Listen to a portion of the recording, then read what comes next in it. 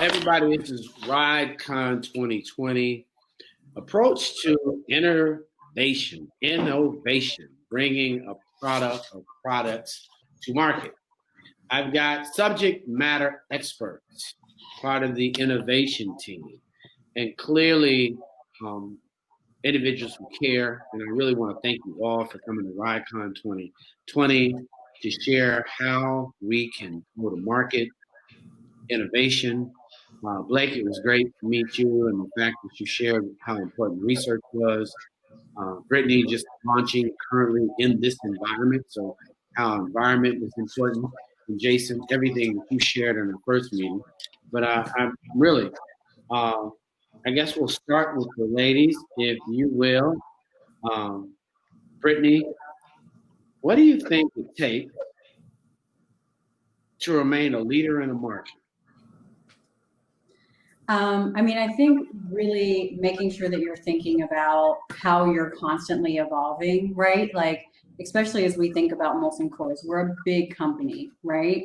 And if we want to remain big and stay on top, you're also going to think about thinking about what got you to this point, but then what's going to keep you as a market leader.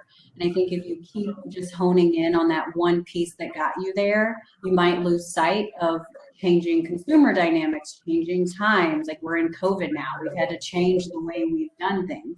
And if you're not able to adapt and learn new skills, it's going to be really challenging. And I think the bigger you are, the more ripe you are for disruption, right? You get bigger, things get harder, things take longer.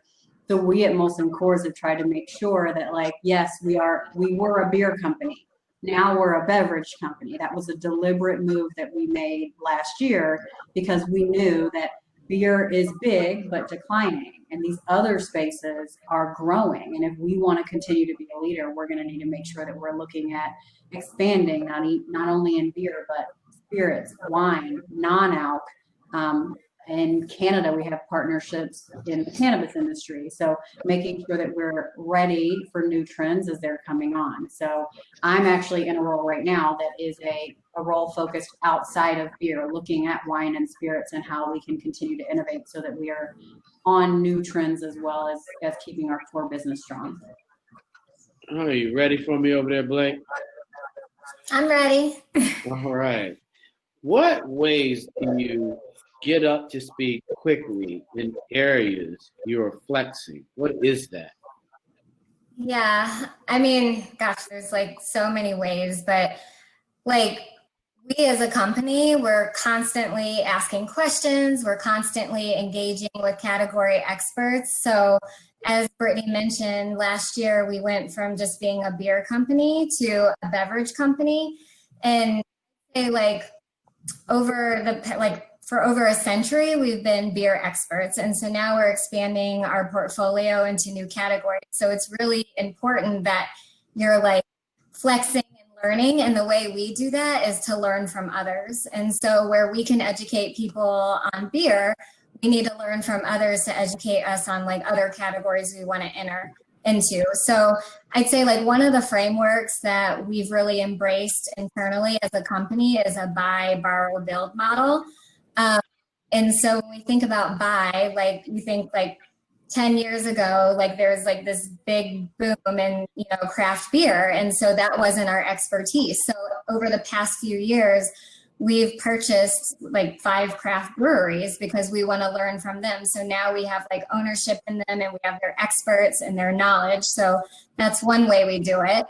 And then when we think about borrow, it's how can we partner with experts to get into other areas that aren't part of our, expertise. So now we partner with companies such as LA Libations, which is a really successful non-alc company. And that's really going to help us kind of expand into the non-alc business when we think about kombuchas and water and different things like that.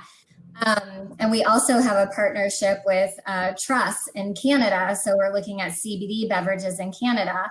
Then about build, Jason and Brittany led a lot of this work. So we've we just launched nationally Movo this year, which is a wine spritzer. So completely different from beer. And so what we did there was we partnered with a company that can, you know, that has an expertise in wine and could get our products out the door quickly. So like we're not only learning from the experts, but we're moving fast because you also like to be flexible. Like you also have to figure out how to do that and move fast. So we think that we're really managing that nicely with our buy, borrow, build framework that we're using. So that brings us to you, Jason, and we're talking about what do you see the role of innovation within a huge organization and company? Yeah, I think it's a great question because to me, I think people always talk about innovation being a chance to shape the portfolio. And I think that's sort of table stakes and that's what it needs to be. But at the same time, when you work for a company this size, innovation really should be, the goal of innovation, I think, should be to really shape the industry that you're in. Every single brand that we launch has a chance to be that brand that can shape what the dynamics of the industry are. So we're always looking at competitive trends and trying to understand where competitors are. We're always looking at insights from our consumers and trying to understand where the puck might be going on that front. But being a part of a big company that's been around forever gives you the chance to win with both it's the past, present, and future approach, I think, right? You've got established brands. We talk about the Molson family and the expertise that we have from brewing standpoint, but Molson was founded in 1786. So the United States was 10 years old, right, when the Molson Brewery was founded. So we've got a lot of brands that have history here, which we can kind of win with. We've got those brands that can win now. So we've got brand new brands that we're launching like Vizzy and Blue Moon Light Sky that really kind of tap into today's insights and are really meant to drive what consumers are looking for today. And then our goal is always to be looking future forward. So we're looking at foresights. We're always looking at what's next and what's coming next to be that brand that can really shape where we're going. So I see it as a past, present, future thing. But every brand that we launch, I think, has a chance to shape the industry. And that's the mindset that we need to have. Yeah, I think when you say that, most people have no idea how they can do those things. So, and I know that for me, Brittany, when you say, you know, how do you leverage that whole social media differently than before? What is that like? Yeah, I mean, and especially like, so I'm in marketing and also in the innovation space, right? And so if we think about the ways that we used in social media before was very much like, here's an ad, here's how we're going to find the right consumer, we're going to show them our product and tell them that it's important, right? But over time, consumers are numb to that. It is not enough to just throw your advertising out there and say, hey, look at me, come try me. And I think us as a company, we've really tried to like think about things differently. So one of the big ways is like, how are we making sure that we're not just speaking out to consumers, but being relevant? And that's, you know, looking at influencers much more than we have in the past, because credibility comes often through influencers as much as you can drive a great product. And then I think what we've tried to do is also like really try to be a part of culture so that we feel like we're not just talking to them or saying, hey, buy our brand, but here's how our brand can help you. And here's how like we can be a part of the things that you're doing. So some of the things that we've also done to reach consumers in a different way are through what we call brand acts, or really big ways that we as a brand can be a part of culture. So one of the big examples you can see is like Miller Lite has done a Cantroller, which was an opportunity for them to turn a can into a gaming controller, because gaming is a big space for them. And so it's not just about advertising, it's about reaching gamers, being where they are and giving them something that they would want and enjoy. So it's less about a one-way conversation and much more two. Yeah, and I think I'd add on to that, like leveraging social media. We've talked a lot about like leveraging social media to like identify new trends or, you know, upcoming trends to figure out if there are other spaces we should be playing in. And I think there's actually a lot of like research suppliers who are looking into that as well. So I think that's like a new use for it too, to figure out like, hey, we have all these products, like where do we need to go from here? Like what's the next big thing? I like that, the next big thing. But you're a researcher. How does that play into that? I mean, what data is coming from social that, you know, the average person's not that big, and they're really trying to glean from you too, obviously, and I'm going to get to Jason when we talk about the launch, but even you as a researcher, how can people use their social, both you ladies, to really begin to consider research and to understand that they can leverage it in their smaller businesses?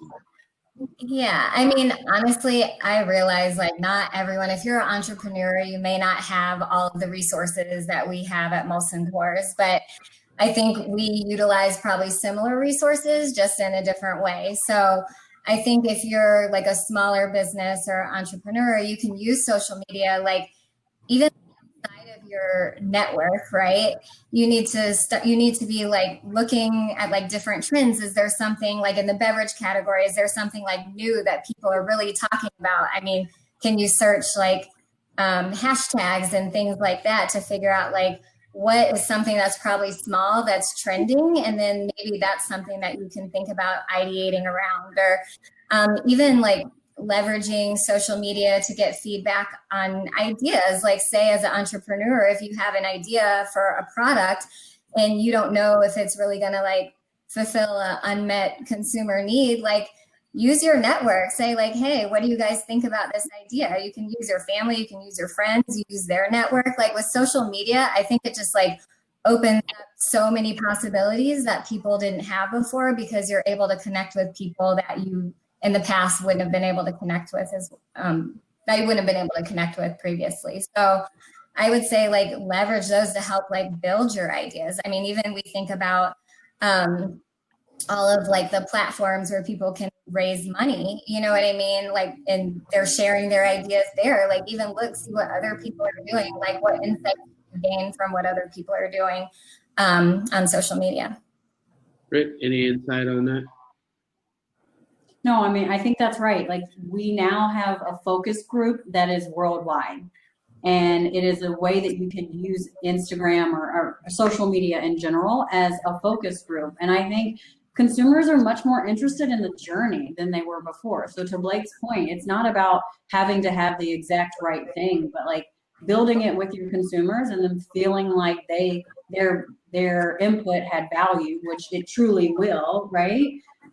So it's just a way for you, and you can also reach your exact consumer, right? There's a group for everything. There is a way that you can see this Facebook group that is dog moms that live in California, right? So if that's who you want to go reach, you can find them.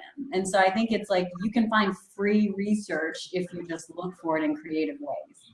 Yeah, I think that's really important for entrepreneurs. Like really, whether it's using hashtag, dog moms, I guess, in California, I guess they're a big group. I don't know, real launching that product. Jason, you gotta launch a product. You want it to be different. You want to think about innovation. And the guest bouncing between you and Brittany, what were your thoughts? What did you have to think about in your strategy before you launched? And then what was the strategy once you did? Yeah, I think it's really important, and something we always talk about is building brands that break through the clutter. There have never been more options on shelf for consumers. So if you don't have something that stands out, you don't have the money to spend on marketing and commercials and all the other traditional advertising, you need something that when you walk by it, consumers are going to stop, look at it, and pick it up off shelves. So we always talk about this idea of idea voltage. This idea has enough kind of energy behind it that you can say one sentence, one simple sentence, and it kind of can spark 1,000 ideas off of it. And I think there's a product voltage that needs to happen as well in order to have things that really kind of spark with people that they can really engage with.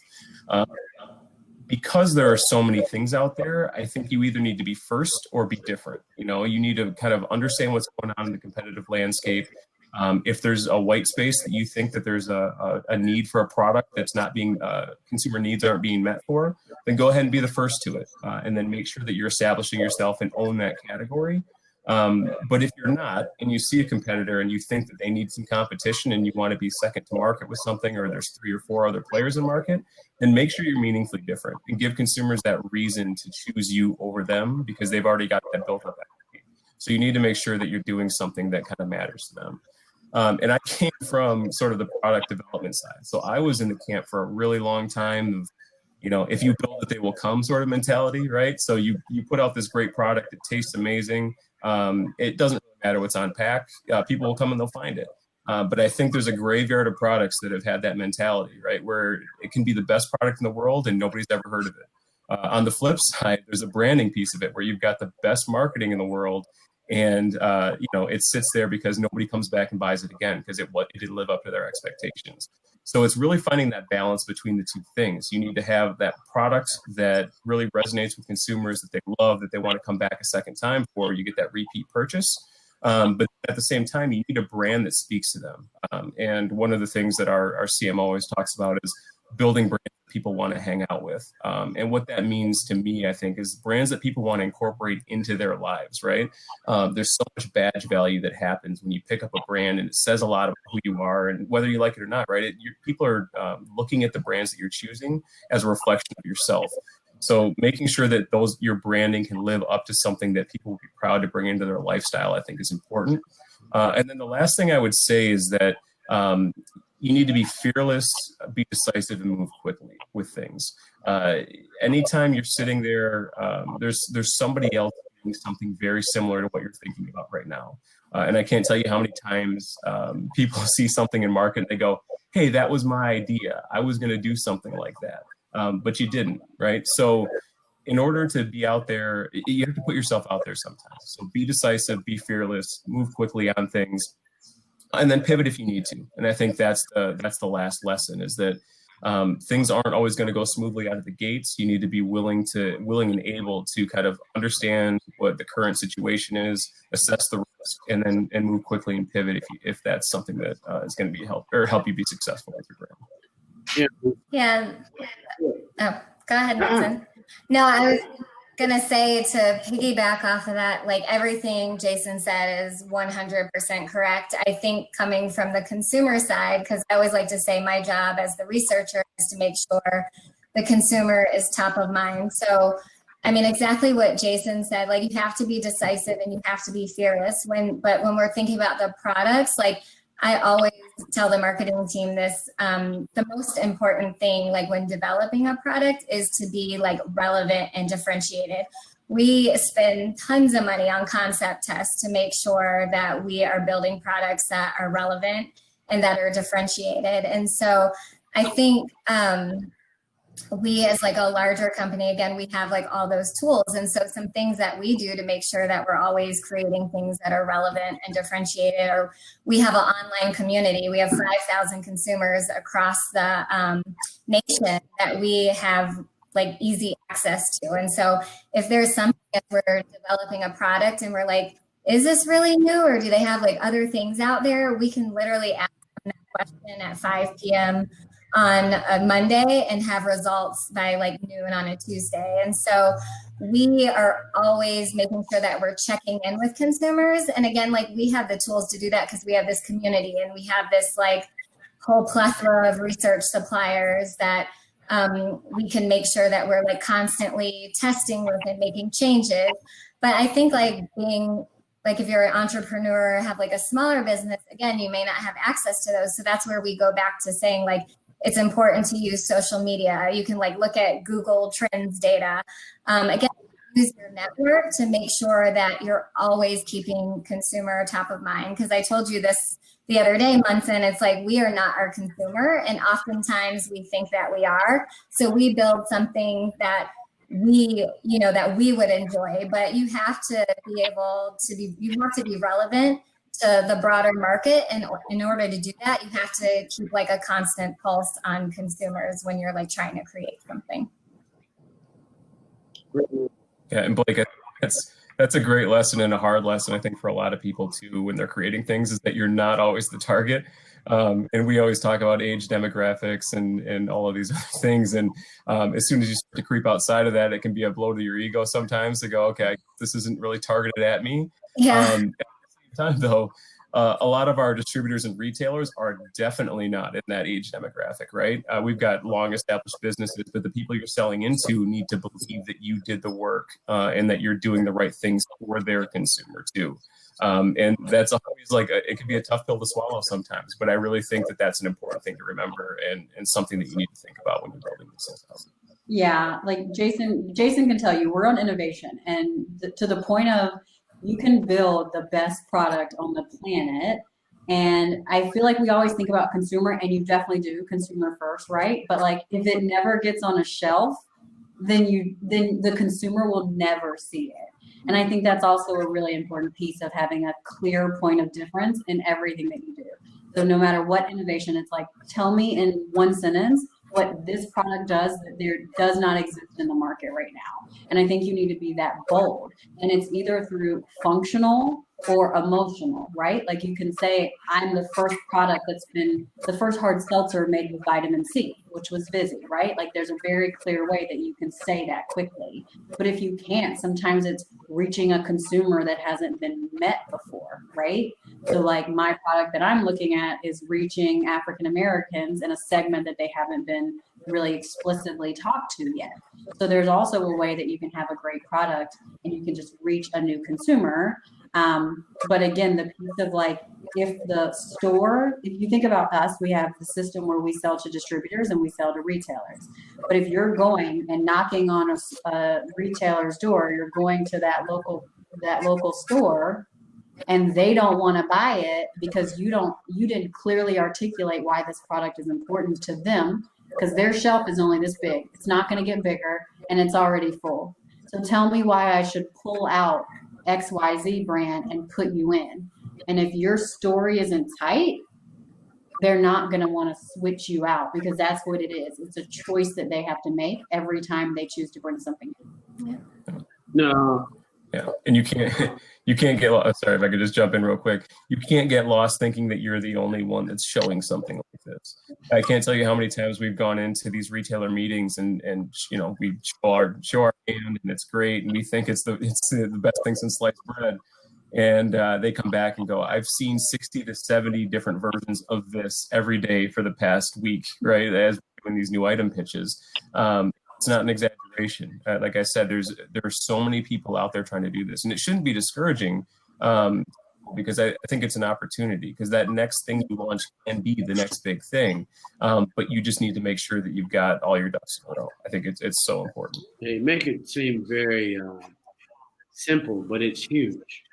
I mean, it takes a lot of, I guess for me, I appreciate all of what you're saying, but I really want people to hear what you're saying so there aren't any false starts. Like the false starting is the worst, and the lack of research, the lack of knowing your audience, and then the lack of not having that relationship so that you thought that connection out between the product and the consumer. Many people don't think about that. So can you just share, because obviously research plays a role in that, the methodology people might want to think about when they're launching a product. And then obviously we're going to go to some real life aspects on the two of you. So to clarify, you want like the research methodology that At we use? least something so a person can do it before they just bring the product out. Because the worst thing is just, when I listen to Jason, I can just think of, I have a coloring book out and I bought some pencils. And they were okay for me because I'm real hard with a pencil. But the feedback was so quick. Like, love the coloring book, these pencils were cool. There was not like they didn't say it nicely. They were just real. And one, it was friend's child. I love the coloring book. I hate the pencils. Hate my pencils? So that became a giveaway. Like, it didn't cost you anything. Yeah. So I think we lack research. So that told me, at least it taught me, I need to test before I even go into full production. Kind of like you're saying, is it really a new bottle? Yep. Yeah. I mean, we do a ton of testing. testing, even when something is just an idea all the way to right before launch. And so we test everything from like the idea before it's even like a full blown out idea. We may have like 50 ideas we put into what we call an idea screener, and it helps you prioritize those ideas to make sure that you're focusing in the right areas. And then like even after that, once we have Idea screener. Did everybody get that? That ride coming. You should have an idea screener. Yeah, you can't focus on just one idea. Like I would say as a company, like what we do is we might have like 15, 20, 30 people in a room in an idea session, like just ideating, like, and we'll have inspiration. And these are things like anyone can do at home or in their office. So we like if a vendor doesn't come with inspiration, like automatic like X right there, because you have to have inspiration. So even if you have like an idea like, oh, I just want to create a new beverage. Well, print out every beverage that there is on market and post it around the wall so that you have inspiration. And so coming out of that, we usually have over 100 ideas, which is why we have to do the idea screener. And happy to go in depth with anybody about like what that is and the appropriate methodology. But we have several vendors who offer that. There are some who are cheaper than others. But basically, consumers, it's kind of like a max diff exercise. So they just keep seeing ideas pop up and they have to keep pushing, like, I prefer this one, I prefer this one. And at the end of the day, or at the end of the research, you have like a prioritization, like the ideas are prioritized. So then you know like which 1, 2, 3, or 4 out of 100 you should further investigate. So like once we do that, then we're like, okay, we have an idea. Now we have to start building out that idea. So it could be anything from like, what flavor does it need to be? It can be like what, for us, like what should the alcohol content be? It should be like, what should the, we even have research that we use to figure out what the name should be, and we can compare that against norms. What should the claims be? Like so many different pieces to like putting together an idea and test every piece along the way. So yes, you have your idea screen, so important, because you can't just think you have one idea and think that's going to be like a huge success. There's like, you need to like think beyond that idea. What are other ways into that idea? So we'll do the idea screen. Then once we feel like we know what the names, the claims, like things like that, we do concept testing. That's very standard in the CPG world. People do concept tests to make sure, again, like what I was saying before and what Jason was saying, like that it's relevant and it's differentiated and it fulfills an unmet consumer need. And, you know, recently we've been using a supplier that's been really great, because sometimes we use suppliers where it's fine, but they like compare against their internal benchmarks. But what I thought was really neat and something we've been using lately is a supplier where they not compare it to their internal benchmarks, but they also compare their responses to your new idea, consumers' responses to your new idea, versus like what they're currently drinking and what they currently think is like the closest thing to your new idea. So in order to get consumers to change behaviors, you have to offer something different than what they're currently doing. And so that type of testing helps us understand if our products are actually doing that. I could go like on for days about this. So I think one thing I would also say, like, so some people already have a product, right? Like that's kind of the process that we do when we are trying to figure out a product. But there's a lot of people that already have their product out there and they're trying to figure out, now how do I make sure I'm marketing it in the right way? I think one of the things Blake and I are actually working on this right now for something I'm doing new is like a brand pyramid is something that is pretty standard. But what I think it does, to your point, is it makes sure that you are thinking about your product, because you can market a product 1,000 different ways, right? To 1,000 different people. And being very clear about what you want your product to be. So you can Google a brand pyramid. There's like very basic ones. It's like, what's your purpose? What's your look and feel? Who's your consumer? What's your age range that you're going after? Like, what are your key distinct brand assets that make your product unique? Those are the basic things that you have to go through. But each of those is a decision, right? And each of those decisions will have real consequences to the success of your brand or not. So I think it's really great for people to take the time. We don't just launch a product and say, well, let's see what consumer likes it, right? We're very methodical about like, this is who we think the right target is. This is how we think that we can reach them. This is why our product matters to that consumer. And like having all of that and taking the time to sit back and be like, who, what, where, when, why, right? Like who is going to reach, who is my consumer? Like what is my product proposition giving them that no other product can give them? And then the where is like, well, where do I reach them? Where is it in store? Where am I going to go find them? Advertising, like sometimes just sitting in front of a store and giving out some samples and being like, try my new product, obviously with the store's blessing, is like a great way to get some research. So I think being really clear on who you're targeting, how you're going to get there, and why before you go out would be helpful, because you have to make decisions. We don't have limitless dollars or limitless time. Yeah. And I think one thing is, I was hearing Blake talk about that idea screener too, knowing that not everybody might have a chance to go out and do something like that. I think a chance with the idea screen. One thing I did want to say too, I guess, on it is, it's not only just the idea that we're testing. So we're not always testing 20 different ideas. It can be maybe 5 ideas and then, 4 different ways to talk about each of them, right? Like things that might strengthen or weaken the idea. We might test a little bit different verbiage to see if it resonates more. So we're going in. So if you have your product already, you can go into an idea screen and talk 10 different ways of bringing it to life, and the branding on it and the claims that you're making and those sorts of things. So that can be good. Short of being able to do that, use some focus groups, right? And those focus groups, find some people that you think are your target consumer, get them together. They can be friends and friends of friends and those sorts of things. I know you're talking about your coloring book idea, right? Go down to a school or a daycare center and sort of donate these things and ask for feedback back from the teachers on what's going on with these things. There are cheaper ways that you can do this besides sort of these built out, kind of like research agencies that help us at this size.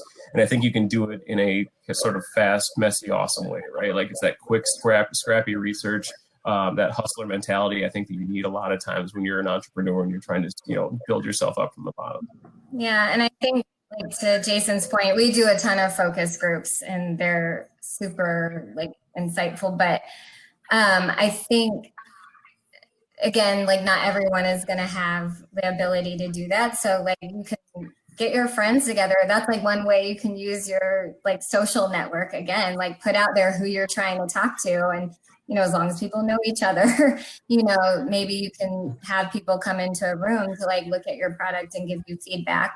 I think one thing to think about there is the number. I would say don't just have 4 people come in and roll with what they say. If you're doing qualitative research, I would say at least have different groups. I'd say 4 different groups of maybe 4 people, or 4 different groups of 5 people, because sometimes when you're in focus groups, it's groupthink. And so you want to make sure that you're doing different, that you're talking to different groups. So then in the end, you can think about what you really heard, and they aren't necessarily all hearing the same thing from each other. But also to that point, there are lots of larger suppliers that also do research too, even SurveyMonkey. You can use SurveyMonkey to get feedback, and there's tons of tools within SurveyMonkey where you can do these types of things. We were talking about an idea screen for very low cost. I would say look into things like that as well. Now you're talking. Down and dirty. SurveyMonkey. I think and I think that's something for us to come back and do a lab with, because I think the understanding how to have the tools for smaller entrepreneurs, how to do it, like Jason, that was a great idea. My coloring book was actually for adult women. So, and I do, Jason, have one for children. So you're not off. And clearly, I didn't want you to see your brother threw your curveball. No, I have both. The new one with the pencils, I really thought I had the pencils. I thought I had it there. It's one of those things that if you don't give it away, it'll just be on the shelf. So I'm like, and the feedback was so quick. And I think that we are. But I want to talk before we time gets away. Launching this new product. What did you learn? What was the audience? If you and Brittany can share a little bit. Blake's my new best friend because I need to learn more about research for real. Call me anytime. And I do believe you needed somebody and a few people on your team to just help you with research, so you don't do it yourself. Because my friends did not. The pencils are bad. I mean, this is bad. You launched this new product. What was it like? What was the audience, and how did you and Jason kind of truly come at this project with insights? And obviously, it's a new business name that took courage. Mm-hmm. Yeah, was that for me? Yeah, so I am currently in the process of launching something right now. So it is not out yet, but it's kind of known a little bit about, so we can talk a little more broadly about it. So to the point that Jason said of like, if you can't be first, you must be different. And so we know that the seltzer category is huge right now, right? And so everyone and their mama is drinking a White Claw, a Truly. Now we have products like Vizzy, and then Coors Seltzer, which is our entrant with a big brand name into the seltzer space. One of the things that we saw, which is this kind of like unmet need that we thought about, is when we look, African Americans actually really under index in the seltzer space. And a lot of what we were seeing is like that they're not, they over-index in spirits, and spirits is something that we know our consumer, that consumer was really interested in. And so the need for them wasn't being satisfied with traditional seltzers. So we came up with an idea for a spirited seltzer. So seltzers using real spirit bases and multiple different spirit bases, like your whiskeys, your rum, your tequila, your vodkas of the world, because we know that's where that consumer is currently going, and bringing them into a segment that we know is huge, but still has a lot of room for growth. And so a lot of what we had to do is like, how are we different? We're a seltzer with multiple different spirit bases so that you can have the spirit that you love, but in a new sessionable way. And as we thought about that, right, like there's a lot of different competitors, and you would say like, are your competitors seltzers? No. Your competitors are not just seltzers. Your competitors are seltzers, cocktails, mixed drinks that you make at home, full strength spirits, taking shots, like whatever that is. And so we had to make sure that we were thinking of a product that was meeting a need that none of those could meet, right? And so being really clear, like if you're a spirit drinker and you like your cocktail, well, maybe you're not drinking 5 of those because they're probably higher alcohol, they're probably 200 some calories. So how do we give you something that's more sessionable, drinkable, something that you could take on your boat party, take out on the beach with your friends, and you could drink all day long? But like, you like tequila, then taste the tequila. Here's a tequila product for you that's sessionable, light, lower calorie, lower alcohol, so that you can enjoy it longer. So knowing that we're also going after this target, we're making sure that we're doing a lot of research, because we don't think that seltzers that are out there right now have what Black people are looking for. We are going to give them what they're looking for, and we're really excited about doing that in an authentic way. So, right, I could have launched a spirited seltzer and just been like, here's a spirited seltzer. Or I could say, I want to launch it to give Black people what they haven't had before, which is the spirit that they love in a really drinkable, refreshing way.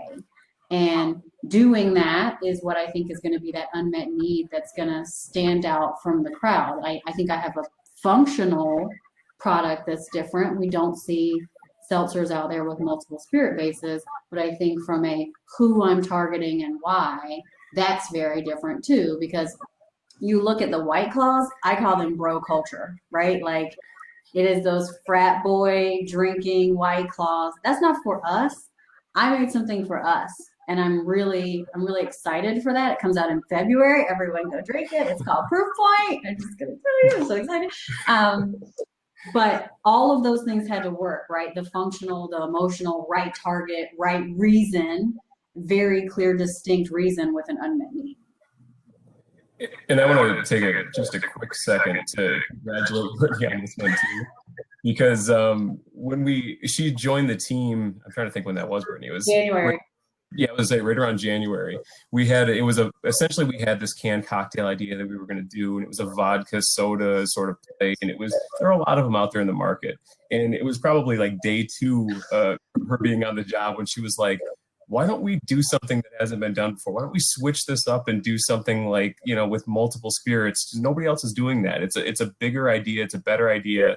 And she really fought for it from the beginning. So we switched, right? We pivoted. And I think that goes back to some of the early conversations that we had around, like, it's sort of that strong ideas loosely held thing. Like, hold on to this idea and go like heck against it, I guess, until you find something that's better, and don't be afraid to pivot.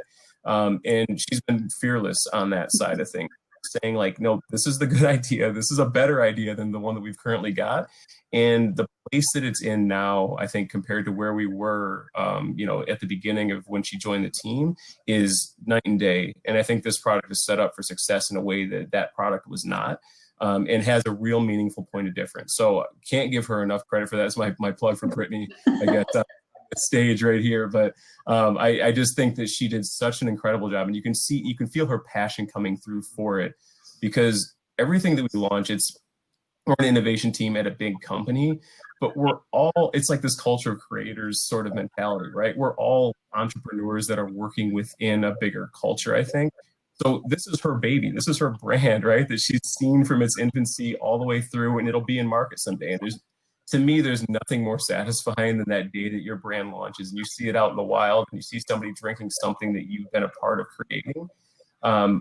It hits different, I think, right? Like, there's something different about that than seeing somebody drink a product that your company makes. And the work that Brittany did on this product, proof point again, plug, get it out there or whatever, is incredible. And I think you guys should definitely check it out. Thanks, Jason. I hope my CMO is listening so she can. Yeah, there you go. I know. Is this one recording? We can make sure we send that through. Right? Plug. I like that. I like the methodology, because I think it's important that our community have some idea. The language sessions, emotional. I think that those are the things that I heard, at least in listening.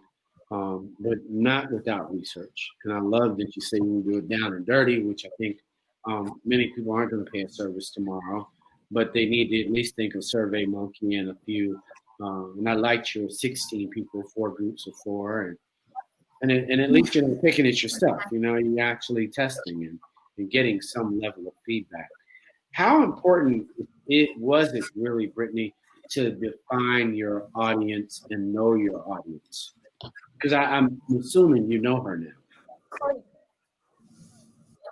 Yeah, critical, right? I mean, the products can go 1,000 different ways, and it helps. I mean, you can't even develop a product until you know who you're developing it for, right? Like, you can have a great idea, but things tweak. And even when we were thinking about Proofpoint, right, it was like, okay, well, what do we know about the African American consumer? They're drinking more spirits and spirited based products.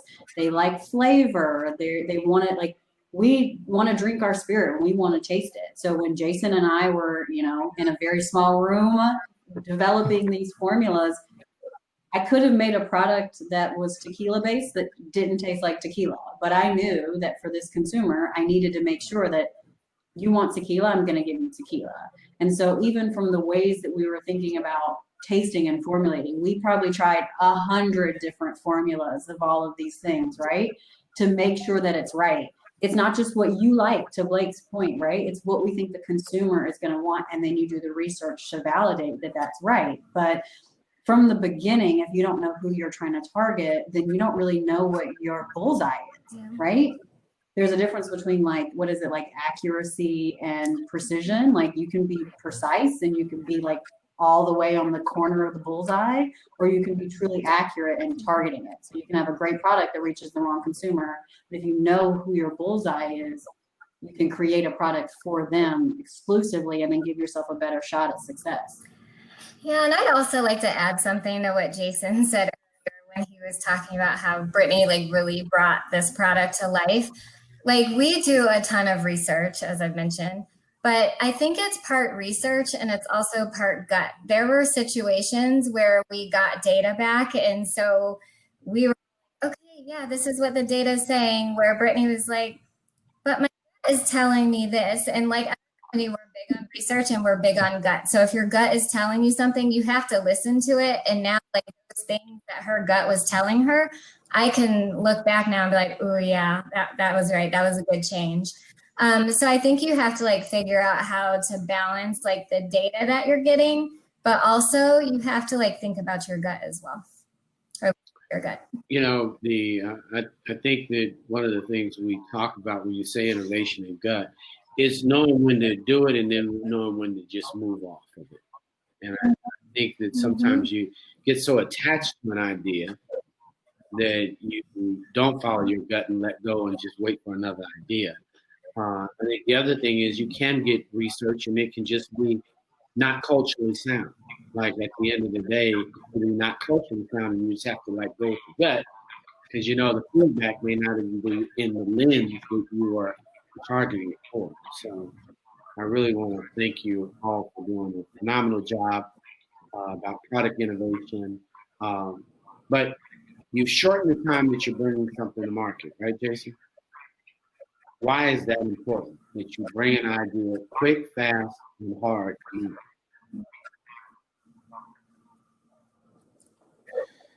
Yeah, I can take that one. So I think we've been talking a lot about the benefits of working for a large company. And I think you get resources, right? You have a chance for immediate scale. You can really make an impact. We talked about shaping the industry. All that stuff is great. The flip side of this conversation when it comes to working for a large company is that there are a lot of pieces. There are a lot of people that need to nod their head and say yes, and it can take a long time. So we were at a spot before where it would take us 18 months or so from the time an idea was kicked off to the time it got in market.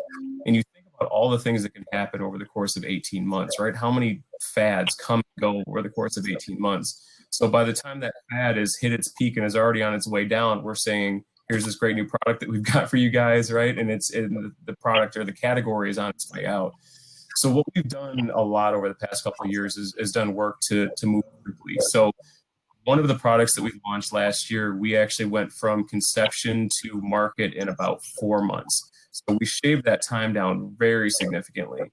And what that allows us to do is be more nimble and test and learn a lot quicker, right? You get something out in market, and instead of getting some of the traditional research that we value, we were getting real-time research, right? We had consumers spending their actual dollars on this instead of saying that they would purchase it. And that's another valid thing, right? You know for a fact, right? You can, I don't want to discredit any sort of research that goes on or whatever, but people will say they'll buy things a lot of times when they might not actually spend real dollars on it, right? I think nobody's going to pretend like that's not the case. If you have people picking your product up off shelf, you know that they're willing to spend their hard-earned money on it, then it's got something. There's something to it. So that's something that we started to do more test and learns, more rapid route stuff where the idea might not be fully baked yet, but we'll get there over time, but we'll learn in market. And it's been a change for us in a mentality shift as a big company like this, but we need to act more like entrepreneurs because Brittany talked earlier about, kind of big companies being ripe for disruption. People that are disrupting us are the small entrepreneurs that can move nimbly, move quickly, and then kind of adjust things as they go to market. So we need to start thinking more like that and acting more like that as a large company. Yeah, and I think also if you're not moving fast, that could be like the difference of being first to market versus fourth, fifth, and sixth. And it's really important to be first to market. So. Well, I want to thank you all for this phenomenal innovation. It's actually been over 50 minutes, and I really learned a lot. We at Ride Call 2020, the approach to innovation, bringing products to market. Good luck, Brittany, with launch. You and Jason on bringing it to market. I look forward to hosting a few parties for that. Seems like a good thing to do. Make sure that they put a face to the brand. I think that's important for our community. They trust who is bringing the brand to life. So let's talk about that on the marketing side. And Blake, we know that you're going to get a call because I think research is key. it will eliminate some of the losses. Yeah, absolutely. Happy to help. Test and learn, everybody. Test and learn. Jason, great job. Thanks to Molson Coors and all they do to make great products, but also sponsoring RadCon and allowing us to see the great diverse talent that they have here and that are really proving out that they're making a difference in our community, both not just product, but in personnel as well. All right, thank you. I'm Munson Steed, and this is more RadCon 2020.